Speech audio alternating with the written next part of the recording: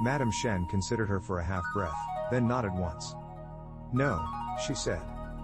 Acceptable. Jia grunted. Good.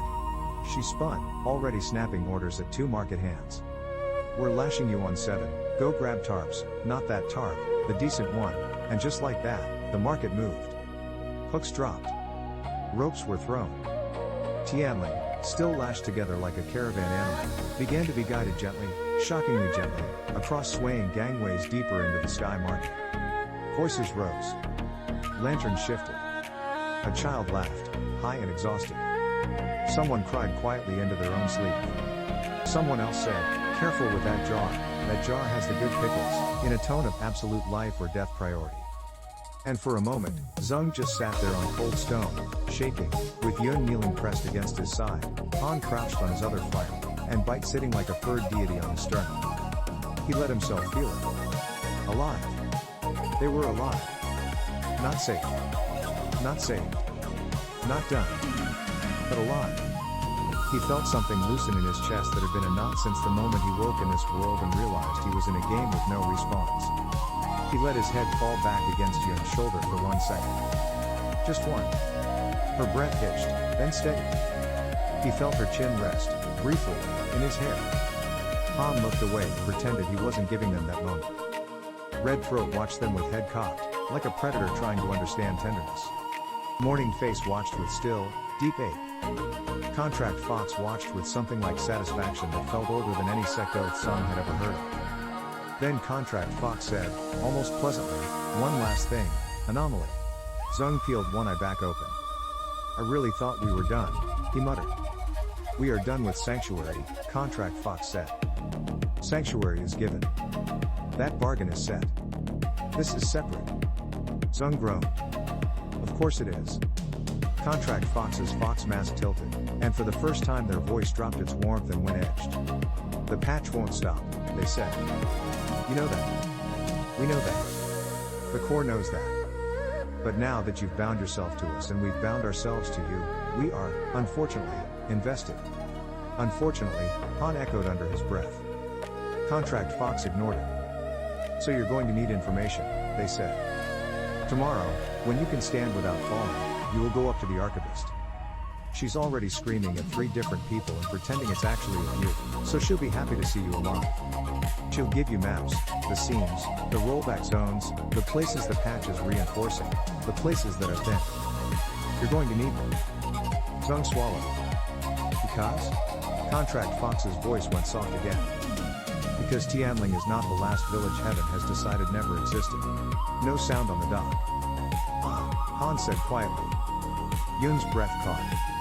Madame Shen, halfway across a swaying plank with a bundle of knives and a sack of rice over one shoulder, paused mid-step and turned her head like a hunting dog catching new scent. Zeng felt cold. How many? He whispered. Morning Face answered, and their answer wasn't soft. Dozens tonight, they said. Hundreds this week.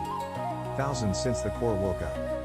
Zeng's stomach flipped. He'd known it was bad. He hadn't put a number to it. Numbers made it real. Contract Fox folded their hands. We made a promise, they said. We sealed it. We'll keep the market around you while you learn how not to die.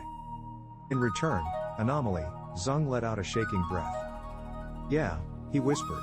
I know. He lifted his head. He met their gaze. I'll go get them, he said. Red Throat's laugh was soft and vicious and hungry, like steel on stone. There he is, they whispered. Contract Fox inclined their head in a small bow, formal. Morning Face mirrored it, a fraction lower. Then, Zeng Wei, Contract Fox said, voice ritual again, careful and precise, on behalf of the Sky Market, Contract Fox, Morning Face, Red Throat standing witness, hear this, our roof is yours, our debt is shared, our knives are drawn. Until your promise breaks or your body falls, you walk under our lanterns. The script around Zeng's wrist pulsed, once. Like a heartbeat. He exhaled. Okay, he whispered. Okay. Yun finally let go of his shoulder and rose, still hovering close. That means, she said briskly, practical again because if she stopped being practical she'd start shaking and she'd rather die than do that in front of strangers. He's going to bed. Yes, Han said instantly. He's going to bed. Red Throat pouted audibly behind the screaming bird nest. But we just met him. You can meet him tomorrow, Yun said. After sleep. And soup. Han lit up. Soup? Yes, Yun said. I saw dried mushrooms and I will not be denied. I like you, Red Throat told her, delighted. I don't care, Yun told Red Throat flatly. Contract Fox laughed under their mask, quiet and pleased. Morning Face inclined their head once more towards Zeng. Rest, they said softly. Your borrowed ones will not leave. Not tonight. There. Curious.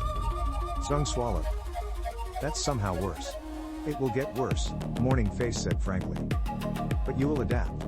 Great, he muttered. Love that for me.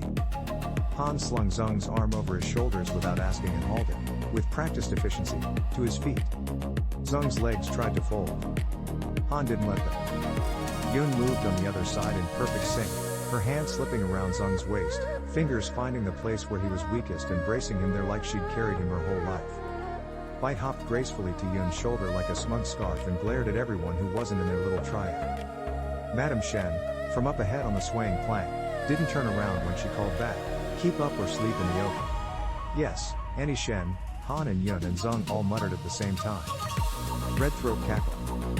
The market watched them go. Not with pity. Not with reverence. With assessment. With the kind of wary, bruised hope people who've already lost too much never let themselves show on their faces again unless they see a crack in a wall that should never have cracked. Zeng felt that attention. He felt the core, curled somewhere in the architecture of the world, listening. He felt the patch, out there in the dark, coiling. He felt the small clinging presences under his skin, the carried grief, the stolen memory, the stubborn, furious I was here, pulse like shared anger. And he felt, bone deep, the weight of the promise on his wrist. Keep stealing grief from heaven. Keep tearing cages. Keep saying their names. He swallowed. Hey, Han murmured at his ear as they took the first careful steps across the swaying plank into the deeper glow of the sky market. How you doing? Zeng let out a breath that was half laugh, half exhaustion, half hysteria. I made a deal with a god, he whispered. I made a deal with ghosts. I am smuggling a village.